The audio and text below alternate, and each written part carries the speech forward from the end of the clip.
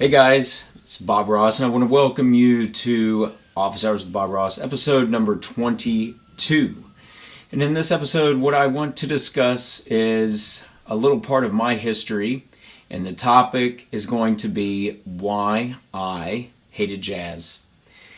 And to preface this, let me start by talking about what it is that I did prior, which if you followed this, office hours meetups or the podcast as it is now, then you'll know that I also, outside of doing jazz, that I also was doing the metal thing prior and the rock. So when I first had started to immerse myself into studying jazz, I had no real concept of what it was prior to being at college and doing it. And I'd heard some things here and there. I had some knowledge of who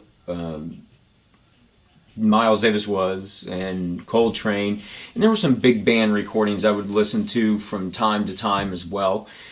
And I think actually there was one other time prior to that, playing trumpet. I played trumpet for about 8 years, so there was a time when I did listen to big bands, and I really had an appreciation for the song Stardust. And I think that was the only tune I really listened to over and over was the song Stardust. And it became a favorite of mine because I would play it on the trumpet, the melody of it, and it was just a really beautiful tune to me. So that would be about the extent of what my education or knowledge of jazz was prior to going to college. When I went to college and started to get more involved in studying jazz, I really could not stand to listen to it. I had no idea what it was that people found so entertaining or so awesome about listening to some of these people. I was so into the shred guitar thing and the metal that when I would listen in my jazz improv class to the album Kinda Blue, and we would listen and study Miles Davis's solo on So What, I kept thinking, what exactly about this is so enthralling? Why are you guys so excited to hear this? Because to me, I didn't hear a lot of notes happening. And when he would go for, there's a note in the solo he went for, and it seemed to not be the best sound on that note. It's like he went for it and kind of missed just a teeny bit. And I was thinking, what do you guys like about this?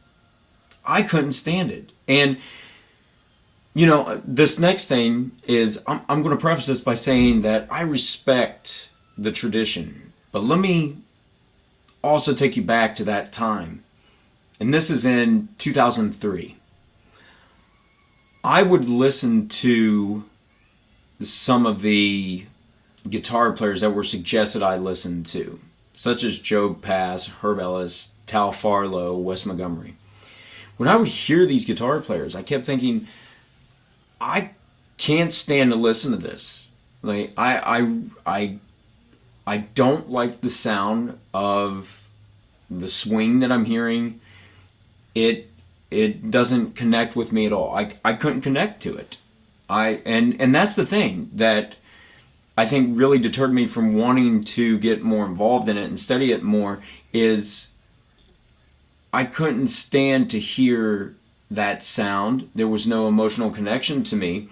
And if you stop and think about it, any of the music that we really seem to have an attachment to, that we really seem to enjoy or hold memories to, are the ones that we have this emotional attachment to.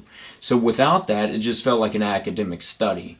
And if it's just an academic study, then I don't really care for it. So I would continue to drag my feet and not immerse myself into trying to learn the music. Now, I did work on transcriptions for my jazz improv class, but those transcriptions were not jazz transcriptions. One of the first transcriptions I can remember doing was the Solo to One by Metallica. I went into a jazz improv class and played the Solo to One. Another transcription I had done was a Steve Vai song. I'm blanking on the name right now. The name in the title is Riddle, something to do with Riddle, or yeah, I can't remember what that one is. But it's on it's on Passion and Warfare, that album. I went in and I just played them. I transcribed out the melody. I admit I kind of took a lazy approach, and my ears weren't. I mean, I would pick things out, but my ears weren't that great, and I figured, well, I can hear the melody. I'll at least play the melody. I got that. I can do that. And then another one that I had done, if I remember correct, the name of the song is it Tears in the Ring? I gotta go back and check that one too. But it's a Satriani one. It's the one where it's just guitar, just clean guitar, and it's just him playing it. And that was the gist of how I started. It wasn't until I had listened to, if I remember the right order, how this went down. It was Michael Brecker.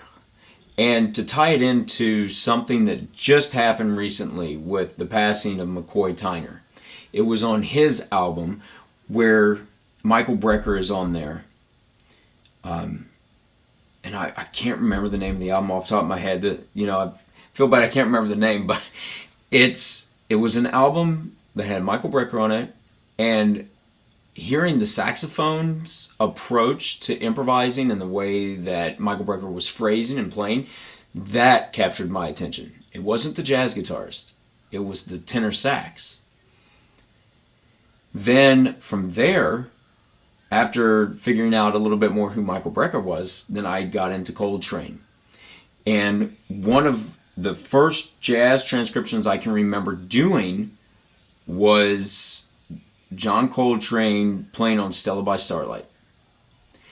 And I remember having the hardest time trying to figure out how to write that down.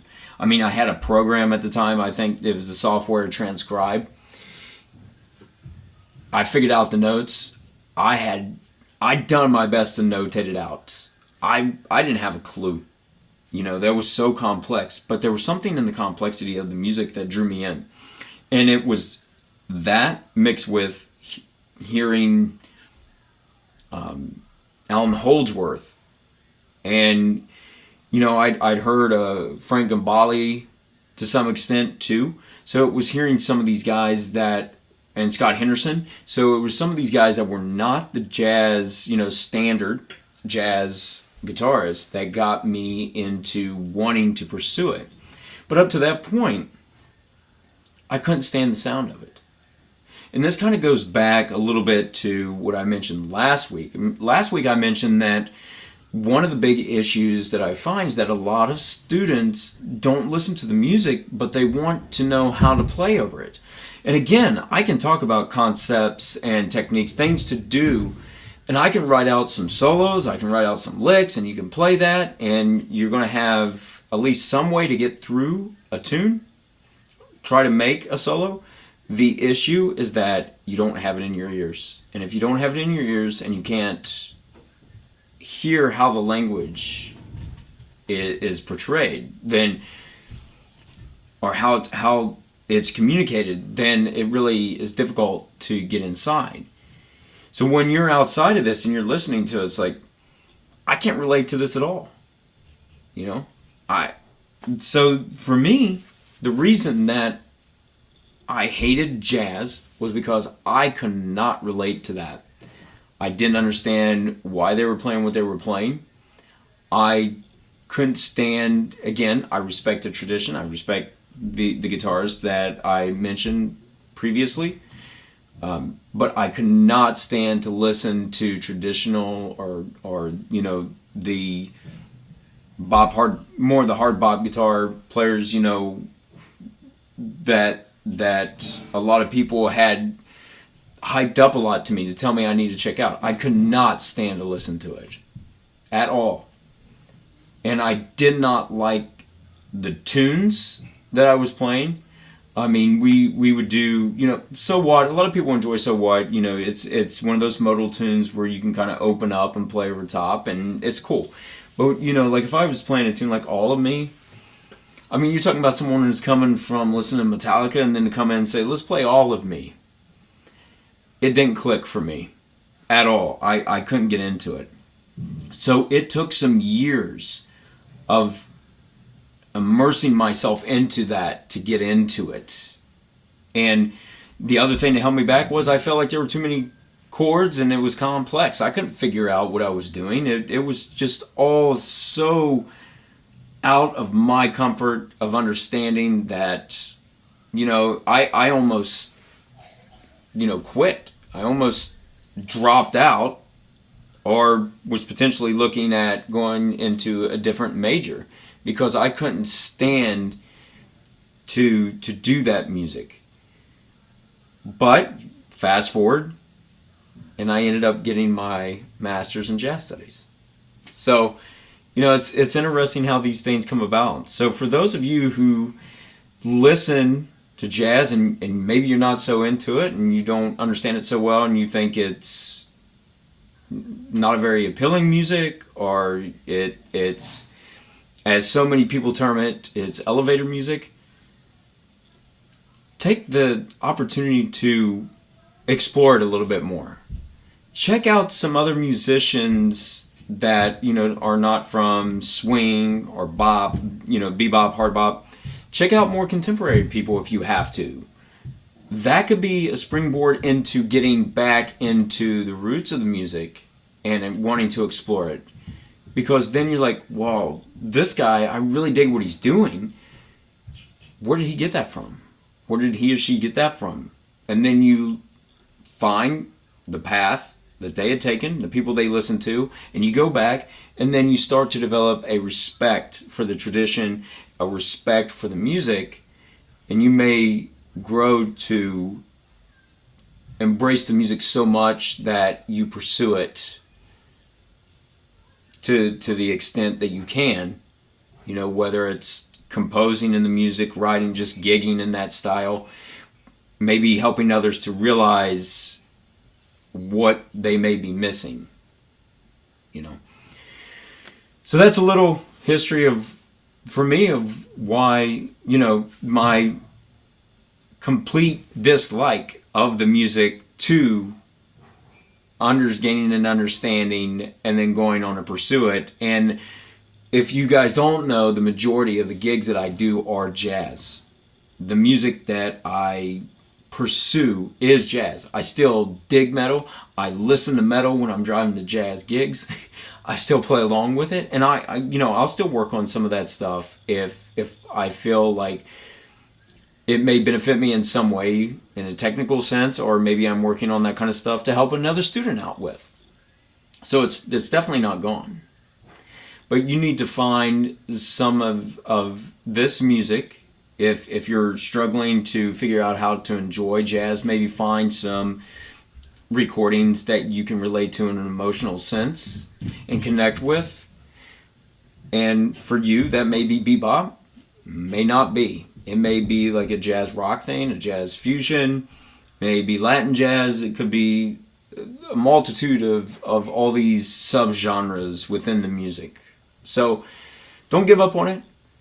Take a listen to multiple artists in the field and see what you can find and what you may relate to. Alright guys, that will do it for this week's Office Hours with Bob Ross. I want to thank you guys again for your support. Thanks for listening. Keep the questions coming, suggestions for topics, keep them coming, because I want to answer these questions. It could be something that's more general like this. It could be something that is more detailed about theory or the guitar. Any of those questions will be just fine. All right, guys, thanks again, and I will see you guys next time.